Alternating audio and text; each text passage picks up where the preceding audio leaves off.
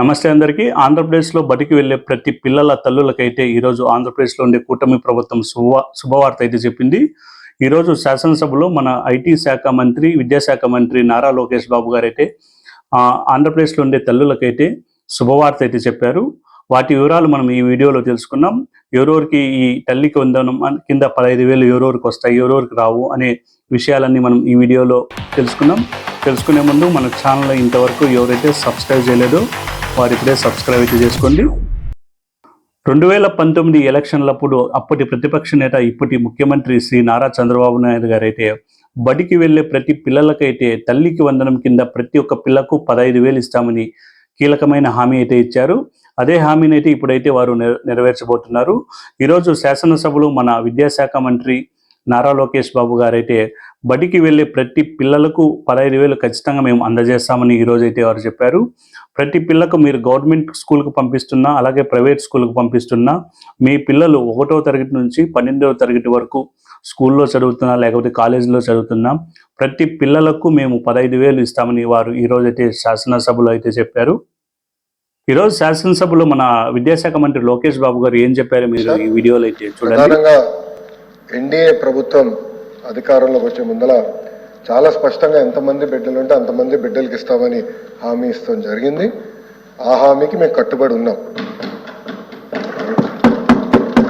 రెండో అంశం అధ్యక్ష, అందుకే గైడ్ లైన్స్ రూపొందించడానికి కొంచెం సమయం కావాలని అడిగాం. నేను కూడా ఇది కొంచెం సీరియస్గా తీసుకుంటున్నా. మంత్రులందరితో కూడా మేము చర్చిస్తున్నాం. గతంలో జరిగిన లోటుపాట్లు జరగకూడదనేది మా లక్ష్యం. రెండోది, ఇది బోర్డు ప్రభుత్వం ప్రైవేట్ పాఠశాలలకు వెళ్ళే విద్యార్థులకి వర్తిస్తుంది. నారా లోకేష్ బాబు గారు ఖచ్చితంగా చెప్పారు, ప్రతి పిల్లలకు మేము 15,000 ఖచ్చితంగా అందజేస్తాం. మేము చెప్పిన విధంగా, హామీలో ఇచ్చిన విధంగా, సూపర్ 6 హామీలో ఇచ్చిన విధంగా ప్రతి పిల్లోడికి మేము ఖచ్చితంగా అయితే 15,000 అందజేస్తామని చాలా క్లియర్గా అయితే మనకు శాసనసభ సాక్షి ఈ వీడియోలో అయితే చెప్పారు. ఈ తల్లికి వందనం మీ ఇంట్లో ఎంతమంది పిల్లలు ఉన్నాయి అంతమంది పిల్లలు తల్లి అకౌంట్కే మాత్రమే జమ అవుతుంది. మీ ఇంట్లో ఉదాహరణకు 2 పిల్లలు ఉన్నారనుకోండి, ఆ 2 పిల్లల 30,000 కూడా తల్లి అకౌంట్కి మాత్రమే జమ చేస్తారు. ఒకవేళ తల్లి లేకపోతే, తల్లి ఒకవేళ చనిపోయింది అనుకున్నాం, లేకపోతే ఒకవేళ తండ్రి అకౌంట్కి జమ చేస్తారు. తల్లి తండ్రి 2 లేకపోతే వారు పెంచుకుంటూ అంటారు, వాళ్ళ అమ్మమ్మ కానీ నాన్నమ్మ కానీ ఎవరెవరు వాళ్ళ అకౌంట్కి అయితే జమ అయితే చేస్తారు. ఖచ్చితంగా అయితే మీ తల్లులకు ఖచ్చితంగా బ్యాంక్ అకౌంట్ అయితే ఖచ్చితంగా ఉండాలి. బ్యాంక్ అకౌంట్కు ఆధార్ లింక్ అయితే ఖచ్చితంగా ఉండాలి. అలాగే మీ ఆధార్ కార్డుకు ఫోన్ నెంబర్ అయితే ఖచ్చితంగా ఉండాలి. అలాగే మీకు రేషన్ కార్డు కూడా మీకు ఖచ్చితంగా ఉండాలి. మీరు అదే ఊరిలో నివసిస్తూ ఉండాలి. వేరే ఊరిలో ఉంటే ఈ తల్లికి వందనం డబ్బులు పడే ఛాన్స్ అయితే లేదు. ఖచ్చితంగా అదే ఊరిలో ఉన్న పిల్లలు మరియు తల్లిదండ్రులకు మాత్రమే ఈ తల్లికి వందనం డబ్బులు అయితే జమ అవుతాయి. మీరు పని నిమిత్తం వేరే ఊరిలో వెళ్ళి కానీ బెంగళూరు ఏదైనా సిటీలోకి వెళ్ళారనుకోండి, అటువంటి వారికైతే పడదు అయితే నేనైతే అనుకుంటున్నాను.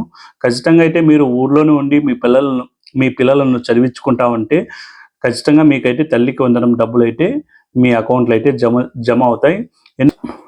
అదేవిధంగా ఈ తల్లికి వందనం డబ్బులు ఎవరికి జమ కావో, ఎవరికి పడవో అనే విషయాలు మనం ఇప్పుడైతే తెలుసుకున్నాం. ఎవరికైతే వారి ఇంటి కరెంటు బిల్లు 300 యూనిట్లు పైన వస్తూ ఉంటే, 300 యూనిట్లు లోపల వస్తే పర్లేదు, 300 యూనిట్లు దాటినంటే వారికైతే ఈ తల్లికి వందనం డబ్బులు అయితే జమ కావు. అలాగే వారికి సొంత కారు ఉందనుకోండి, వాళ్ళ ఇంటి నిమిత్తం పర్సనల్ కారు ఉందనుకోండి, వారికి కూడా ఈ డబ్బులు జమ కావు. వైట్ కలర్ బోర్డు అంటాం కదా, వైట్ కలర్ బోర్డు ఉంటే మీకు ఈ తల్లికి వందనం అయితే రాదు.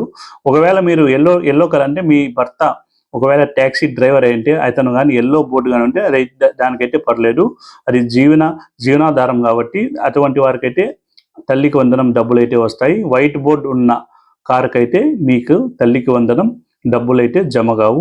అదేవిధంగా మీ కుటుంబంలో ఆ రేషన్ కార్డులో మీకు 10 ఎకరాల కన్నా ఎక్కువ పొలం ఉంటే, 10 ఎకరాల కన్నా ఎక్కువ పొలం ఉంటే మీకు తల్లికి వందనం డబ్బులు అయితే జమ కావు.